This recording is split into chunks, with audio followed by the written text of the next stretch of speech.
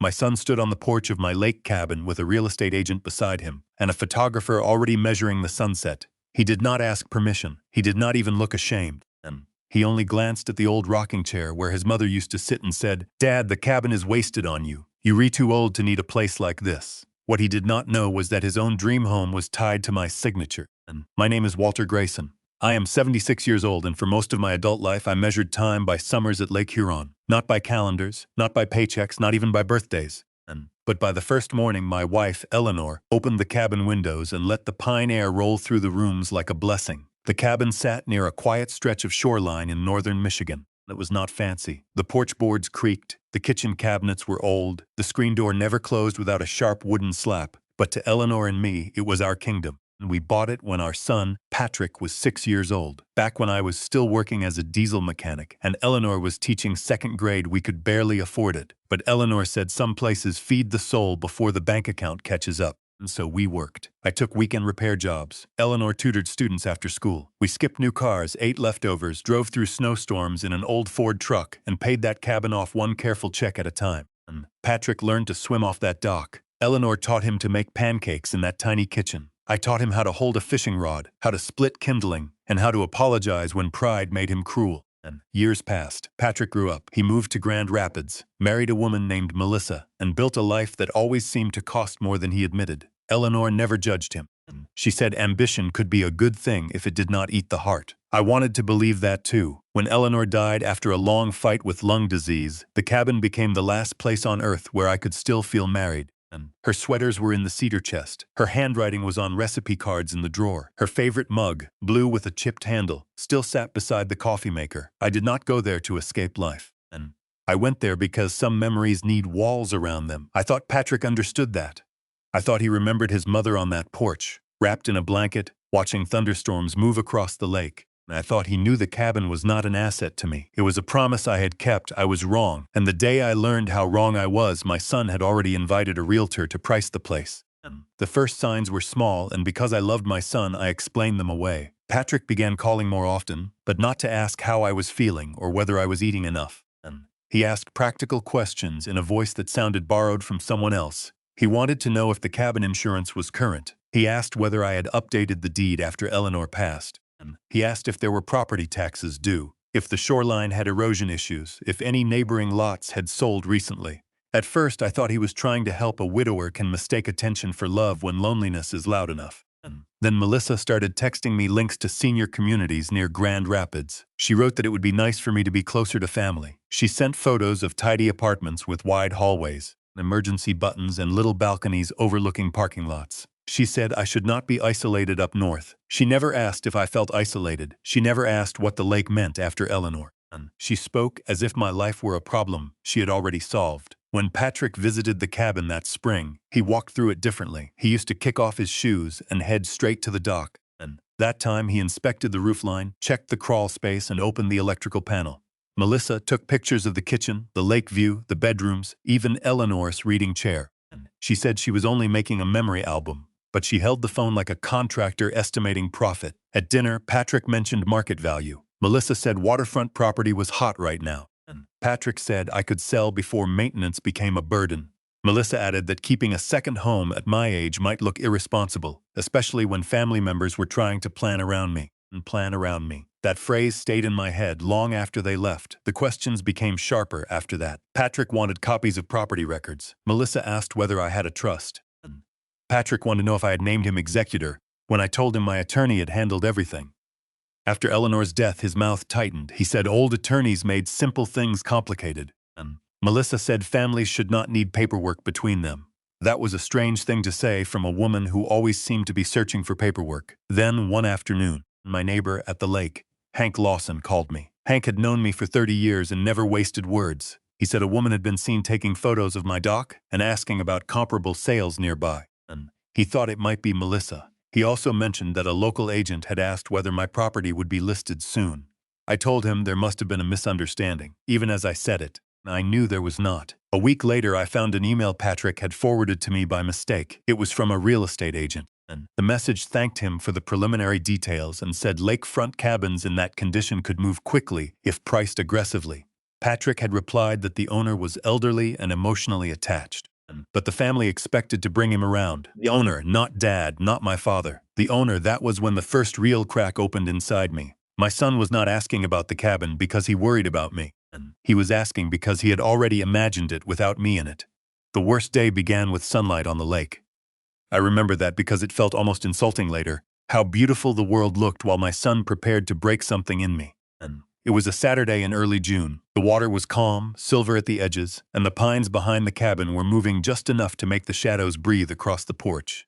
I had made coffee in Eleanor's blue mug and was sitting in my old rocking chair when Patrick S. Suve came up the gravel drive. Melissa got out first. She was wearing white pants and sunglasses too large for her face. And Patrick followed, then a young woman with a leather folder, then a man carrying a camera bag. I stood slowly because my knees are not what they used to be, but my mind was clear enough to understand what I was seeing. And Patrick said they were only there to talk. Melissa said it would be easier if everyone stayed calm. The young woman introduced herself as a real estate agent and told me she had heard wonderful things about the property. And the photographer gave me a polite nod and looked toward the shoreline as if checking the light. I asked Patrick why a real estate agent was standing on my porch. He sighed, not sadly, not apologetically. He sighed the way a tired parent sighs at a stubborn child. He said we all needed to be realistic. He said the cabin had become too much for me. He said taxes were rising, and repairs were coming, and a man my age should be thinking about safety, not sentiment. Melissa touched his arm and added that no one was trying to take anything. They were trying to unlock value. And that was the phrase she used, unlock value.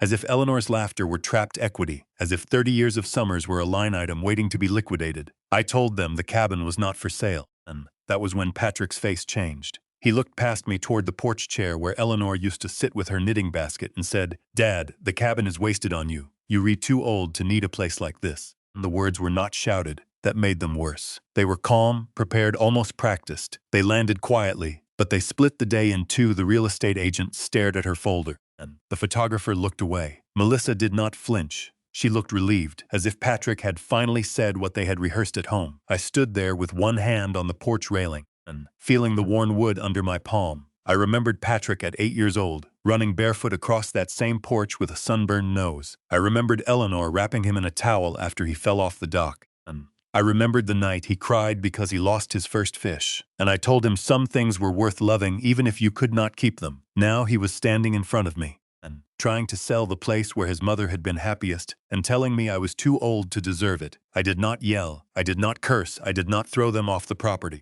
I only looked at my son and asked if he had finished. Patrick said I was being emotional. Melissa said this was exactly why decisions could not be left until it was too late. I nodded once. And then I turned to the agent and told her there would be no listing, no photographs, and no further discussion. My voice was quiet, but something in it made the photographer close his camera bag. And Patrick followed me inside. He said I was humiliating him. He said Melissa had worked hard to arrange the appointment. He said their finances were stretched because they had a mortgage, and 2 car payments, private school tuition, and real responsibilities. He said selling the cabin could help the whole family breathe. The whole family, by that, he meant himself. And I looked at him standing in my kitchen, beside the table where Eleanor had once frosted birthday cakes for him, and I realized my son did not see a family cabin anymore. He saw an escape route from the life he had built too large. And when they left, the tire marks stayed in the gravel like scars. I sat in Eleanor's chair until the sun went down. My heart hurt, but my thoughts had become very calm. Patrick thought the cabin was my weakness. And he had forgotten that I had spent my life fixing engines, reading pressure, listening for hidden cracks, and knowing when a machine was about to fail. My son had just made a sound I could not ignore. After that day, I became quiet in a way Patrick mistook for defeat. When he called, I answered. When Melissa sent another article about aging homeowners, I thanked her for thinking of me. And when Patrick asked whether I had reconsidered, I told him I needed time. That answer pleased him. People with plans often hear patience as permission, but I was not reconsidering the sale. I was reconsidering my trust. I began with the cabin files. Eleanor had always kept important papers in a metal box under the linen closet. She labeled everything in neat black ink. Indeed, insurance, taxes, repairs, dock permits, receipts. I carried the box to the kitchen table and spent an entire afternoon reading through the life we had built. There were receipts from roof repairs, septic work, storm damage, and the year I rebuilt the porch after a tree limb came down. Every page told the same story. The cabin had survived because Eleanor and I had protected it. And then I opened the trust folder. My attorney Samuel Price had created the Grayson family trust after Eleanor got sick. At the time I had not cared about details. I was too busy counting her pills and helping her breathe through bad nights and pretending I was not terrified, but Eleanor had cared, she told me. Then that grief makes men generous in dangerous ways. I laughed because I thought she meant I might give away her cookbooks. And she squeezed my hand and said she meant everything. Inside the trust file I found notes in her handwriting. Not many. Eleanor never wasted words. Beside one paragraph she had written, "Protect the cabin from panic." Beside another she had written, "Patrick loves big when he is grateful and takes big when he is afraid." I sat with that sentence for a long time. And I began saving everything: the accidental email from the realtor, Melissa's texts about senior living, Patrick's messages about selling before I became unable to decide. I wrote dates and times in an old maintenance logbook from the garage. I called Hank and asked him to write down exactly what he had seen when Melissa visited the shoreline with the agent. He did not ask why. Good neighbors from old towns understand that a man does not request written notes unless the matter has gone past hurt feelings. Then I made the call Patrick never expected me to make. I called Samuel Price. Samuel was not flashy. He had an office above a pharmacy in Alpena and wore the same brown jacket in every season, but he had handled property disputes, estate fights, and family greed long enough to know when a story had teeth. I told him about the realtor, the insult, the pressure, the senior living brochures, and the way Patrick had begun speaking about my life like a thing to be managed. And Samuel listened without interrupting. Then he asked one question. He asked if Patrick had mentioned his mortgage. I said no. There was a pause long enough for me to hear my own breathing. And Samuel told me to come in the next morning and bring the full trust folder, including the documents from Patrick's house purchase 5 years earlier. I had almost forgotten those documents existed. And Patrick and Melissa had found their dream home in Grand Rapids, a large modern house with black-framed windows, a finished basement, and a kitchen Melissa called magazine-worthy. And they could not afford the down payment then. Patrick came to me embarrassed, promising it was temporary, promising he would repay every dollar once his bonus came through. Eleanor was alive then, but already ill. She wanted to help, but she insisted Samuel prepare proper paperwork. Patrick had signed quickly. Melissa had smiled through it, barely reading the pages. And I had written the check, because fathers have a terrible weakness for seeing their children relieved. That night, after speaking with Samuel, I opened the old house purchase folder. And the answer was there, plain as a wrench on a workbench. The money had not been a gift. It had been a secured family loan through the trust, backed by a recorded lien and a repayment clause Patrick had ignored for 5 years. And my son wanted to sell my cabin to save his house. He had forgotten that part of his house was already standing on my trust money. Samuel spread the documents across his desk the next morning and explained them slowly. And not because I could not understand, but because he knew every word mattered. 5 years earlier, the Grayson Family Trust had advanced Patrick and Melissa $180,000 toward their home purchase, and the documents called it a secured loan. Patrick had signed a promissory note. Melissa had signed acknowledgement papers because the house was marital property. A mortgage lien had been recorded against their home. And there was also a repayment schedule, interest terms, and a clause stating that if Patrick attempted to pressure, defraud, or financially exploit me regarding trust property, Samuel could accelerate review and enforce trust protections. And I remembered none of that clause. Eleanor would have remembered.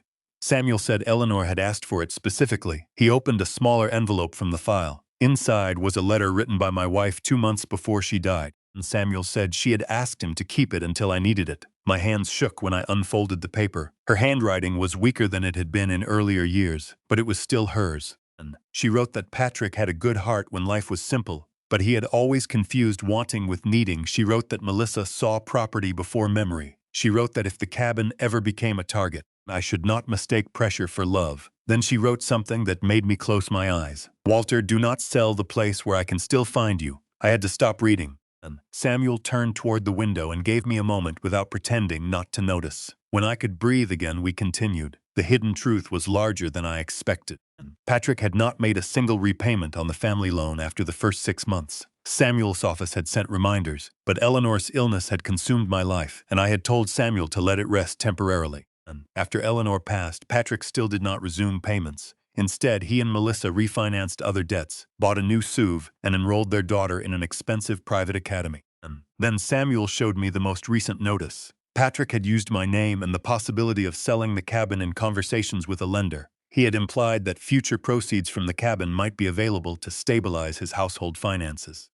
Nothing had been signed by me, but the implication was clear. Patrick was already treating money from my cabin as part of his plan. Samuel called it reckless. I called it betrayal. And we spent the next 2 hours building a record. Samuel printed copies of the promissory note, the recorded lien, Patrick's repayment default, Melissa's acknowledgement, my trust terms, and then Eleanor's letter. He advised me not to threaten, not to argue, not to warn Patrick too early. People who are planning to take advantage often reveal more when they believe no one has checked the lock. And so I waited. During that waiting, more truth came forward. Hank gave me a written statement about the agent and the photographs. The realtor, after learning I had not approved anything, sent Samuel an email confirming Patrick had represented himself as acting with family authority. Melissa sent me another message saying that delaying a sale could hurt everyone.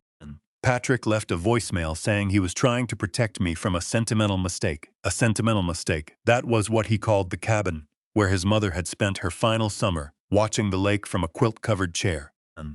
I drove back to the cabin alone and walked through every room with Eleanor's letter in my jacket pocket. I touched the doorframe where Patrick's height marks were carved in pencil.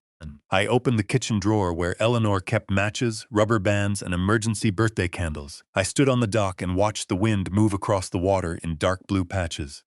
I did not feel powerful, I felt heartbroken, but heartbreak is not helplessness. By the time I locked the cabin door that evening, I knew exactly what I would do. I would not fight my son with rage. I would fight him with the one thing he had failed to respect: paper. Patrick became more aggressive once he believed I was almost ready to bend. He started calling every evening. If I did not answer, Melissa texted. If I did not respond, Patrick left voicemails filled with concern, sharpened into accusation. He said he was worried about my judgment. He said grief had made me cling to things. He said Mom would not want the cabin to become a burden. Every time he mentioned Eleanor, I wrote it down. Then he involved my granddaughter, Sophie, that hurt in a different place. Sophie was 15, bright, quiet, and kinder than either of her parents deserved. She called one night and asked if it was true I might sell the cabin so her family could stop fighting about money. I asked who told her that. She became silent. Then she said her parents were stressed, and her father said I was being stubborn. I told her the cabin was not for sale, but she was always welcome there. Her voice softened when she said she missed Graham blueberry pancakes. After we hung up, I sat in the dark for a long time. Patrick was not only using pressure, he was using the child.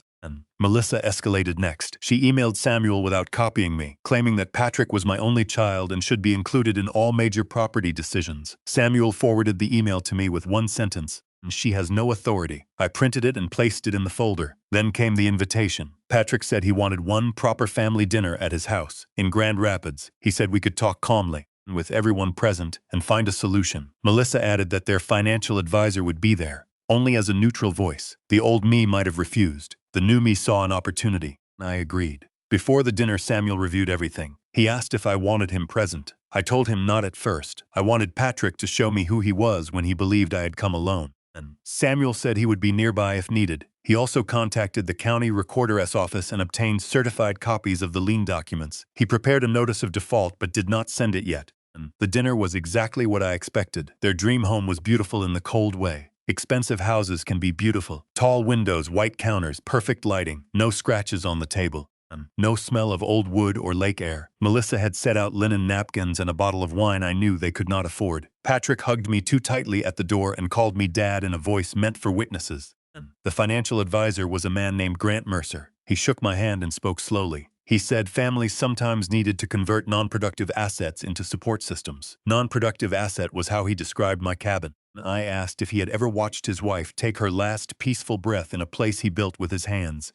He looked down at his notes and did not answer. Patrick then laid out his proposal: and sell the cabin, put some money into an account for my care, use part of it to help the family through a temporary financial bottleneck, move me closer to them, preserve family unity. Every phrase had been polished until it no longer looked like greed. I asked what would happen if I refused. Melissa answered before Patrick could, and she said, refusal might force them to explore whether I was still capable of making sound long-term decisions. Patrick looked uncomfortable, but he did not stop her. Grant Mercer adjusted his glasses, and Sophie, sitting at the far end of the table, went pale. Then Patrick said the sentence that completed the record. He said, "Dad, I can to let your emotions ruin my family's future. My emotions, his family, my cabin, his future." I nodded as if I were considering it. I asked for their proposal in writing. Melissa's eyes lit up. Patrick looked relieved. Grant said he could email a summary by morning. He did. That email became the final piece. The confrontation happened 1 week later in Samuel Price's office. Patrick thought he was coming to finalize a plan. Melissa thought she was coming to supervise.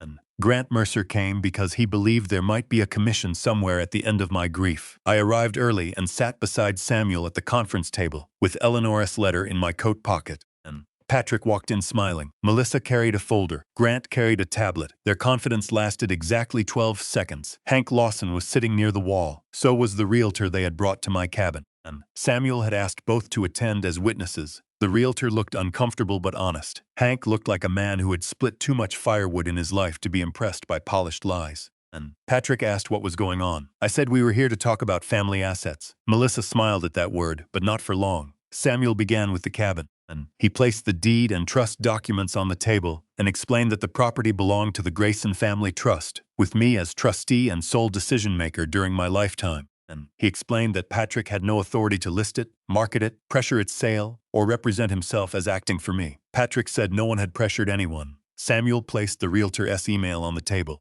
And then Hank's written statement, then Melissa's messages, then Grant's proposal referring to the cabin as a non-productive asset to be converted. Grant stopped looking like a neutral advisor after that. And Melissa said the family was only trying to help. I asked her when help had started requiring a photographer on my porch. No one answered. Then Samuel moved to the second folder. And Patrick frowned when he saw the address printed on top. His address, his beautiful Grand Rapids dream home with the black-framed windows and the kitchen Melissa loved to photograph. And Samuel placed the promissory note on the table, then the recorded lien, then the repayment schedule, then the default notices, then Melissa signed acknowledgement. The room changed shape around those papers. And Patrick leaned forward as if reading harder could alter the words. Melissa whispered that the money had been a gift.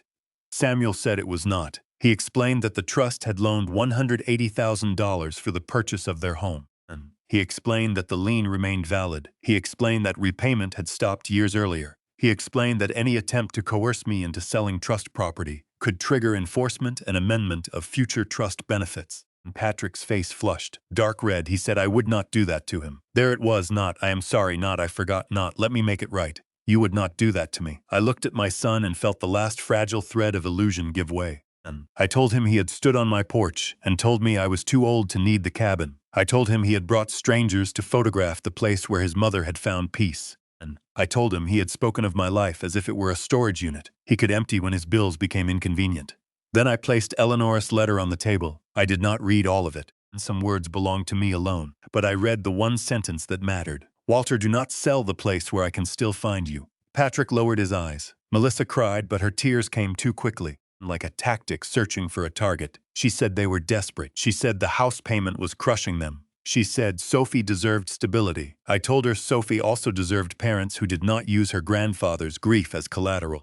Samuel then handed Patrick a formal notice. The trust would not sell the cabin. Patrick was removed as successor trustee. His future inheritance was reduced and placed under strict conditions. And the loan on his home was being called for review, and a repayment agreement would be required immediately. If he refused, the trust reserved its right to enforce the lien. Patrick looked at the papers. And then at me. For the first time he understood. He had come to take my cabin and discovered his own house was standing on a debt he had ignored. Grant Mercer quietly closed his tablet. And the realtor said she had never been told I objected to the listing. Hank crossed his arms and stared at Patrick with the kind of disappointment only old neighbors can give. Patrick finally said he was sorry. And I asked whether he was sorry for what he did or sorry the papers remembered it. He had no answer. That was answer enough. The price Patrick paid did not come with shouting. It came with deadlines.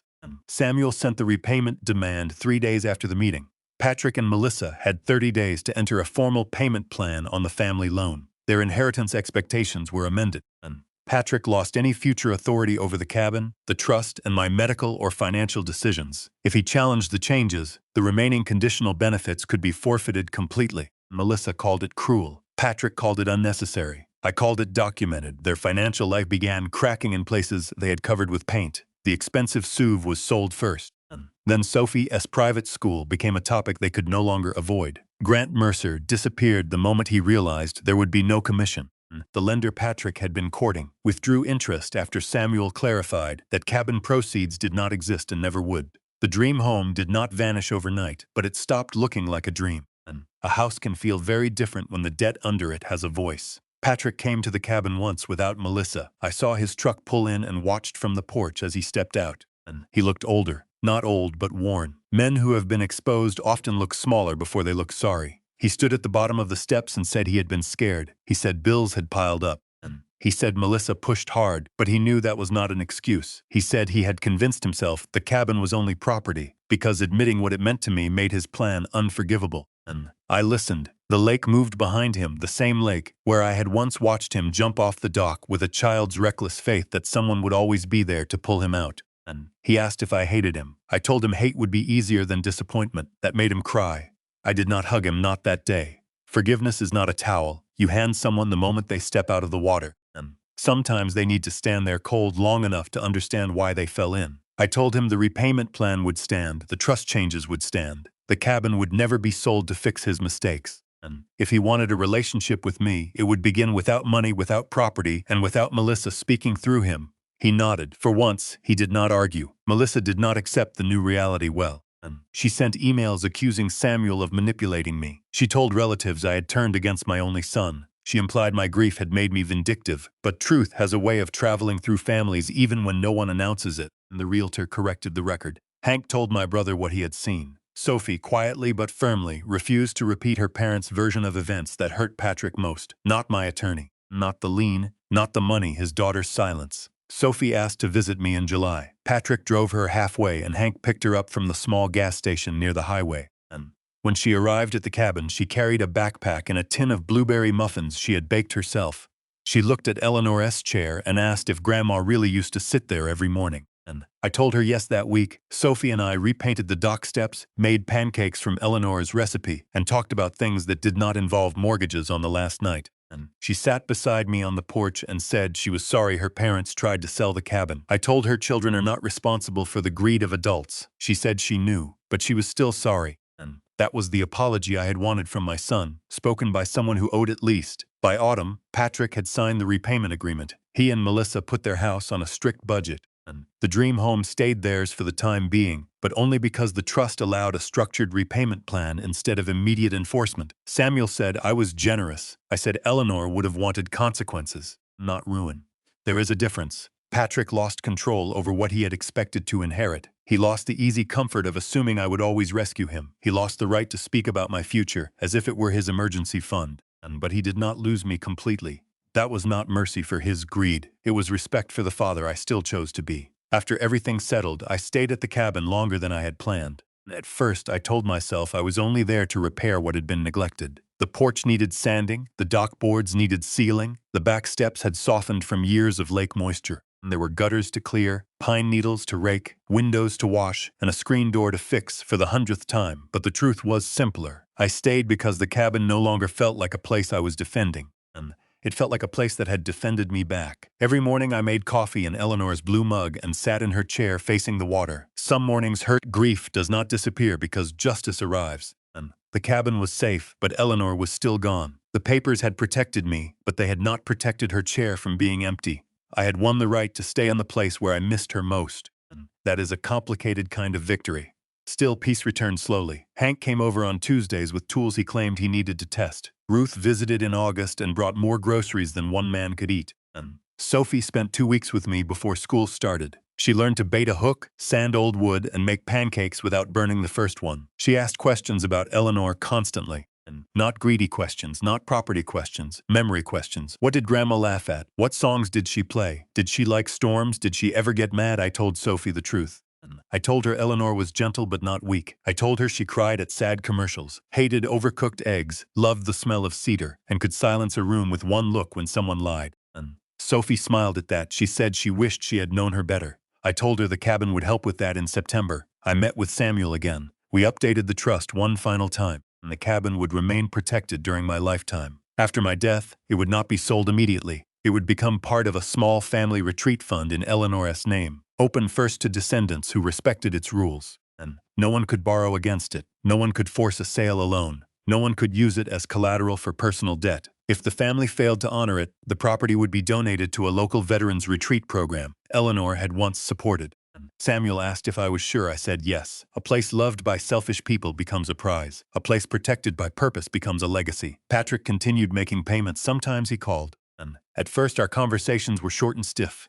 He asked about my health. I asked about Sophie. He did not mention the cabin or the trust. That was wise. Months passed before he finally asked if he could visit. I told him he could come alone. He arrived on a cold October morning. The maples had turned red and gold, and the lake had that dark steel color it gets before winter. Patrick stepped onto the porch and stopped in front of Eleanor's chair. And for a moment, I thought he might say something polished. Instead, he put one hand on the back of the chair and cried. Not loudly, not dramatically, just like a man who had finally arrived late to his own shame. And he said he had forgotten what the place was. He said he had turned it into a number because numbers were easier to face than failure. He said he had used Melissa's ambition as an excuse for his cowardice. He said he had let fear make him cruel. I did not tell him everything was fine. It was not. I did not tell him his mother would understand. I did not know that. Eleanor understood many things, but she also believed understanding was not the same as permission. I told him trust would take time. He said he knew. Then I handed him a brush and pointed toward the railing.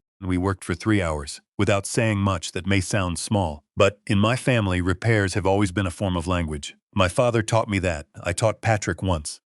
That day we began speaking it again. One careful stroke at a time. Melissa never came back to the cabin. That was one of the conditions I did not need Samuel to write down. Some people do not need punishment. They need distance. Patrick and Melissa remained married, though quieter, less polished, more burdened by truth than appearance. I did not ask for details. Their house was their responsibility, and my cabin was mine. The following summer, Sophie brought 2 friends to the lake. They swam until their lips turned blue, ate sandwiches on the dock, and laughed so loudly that Hank shouted from next door that the fish were filing complaints. I sat on the porch and watched them, feeling something open in my chest that had been closed since Eleanor died. The cabin was not wasted on me. It was being used exactly as it was meant to be used. Not as a bank account, not as leverage, not as a solution to someone else's debt. It was a place where memory could breathe, where a granddaughter could learn the shape of her family before greed tried to redraw it, and where an old man could sit with his ghosts and not feel alone. On the anniversary of Eleanor's passing, I walked down to the dock before sunrise. The lake was quiet, the sky pale, and the air cold enough to wake every bone in my body. I carried her letter in my jacket pocket. I had read it many times by then, but that morning I read the final line aloud, Walter. Do not sell the place where I can still find you. The wind moved across the water. For a moment I felt foolish. Then I felt married. I folded the letter and looked back at the cabin, and the porch light was still on. The screen door leaned slightly crooked. The rocking chair sat where Eleanor had left it. Inside, the walls held decades of ordinary miracles, burned pancakes, wet towels, Christmas puzzles, arguments forgiven, bills paid late but paid, a little boy growing taller, a woman laughing by the window, a man learning that love must sometimes become a boundary to survive. And I thought about Patrick and the lesson he had paid for. I thought about Melissa and the distance she had earned. I thought about Sophie, who would inherit not just a place, but a warning. And never confuse someone's kindness with permission to take from them. By the end of that year, I no longer felt like a man waiting to be pushed out of his own life. I felt like a man who had closed the gate and checked the locks and decided who was welcome on the porch. That is what dignity feels like sometimes. Not revenge, not victory shouted across a room. And just the quiet knowledge that what you built with love cannot be claimed by people who only show up with calculators. That evening, Patrick called. He said Sophie wanted to come up for another weekend. And he asked, not assumed. He said he could bring supplies for the dock if I needed them. Again, he asked, not assumed. I looked out at the lake, at the last orange light on the water, and told him Sophie was always welcome. Then, after a pause, I told him he could come too. There was silence on the line. Then my son thanked me. It was a small thing, but small things, and cared for properly, are how broken houses become homes again. I slept well that night. The cabin creaked in the wind, old and stubborn, still standing. So was I, and for the first time in a long while. And when I dreamed of Eleanor, she was not asking me to protect anything. She was sitting on the porch, looking out at the lake, smiling as if she had known all along that I would.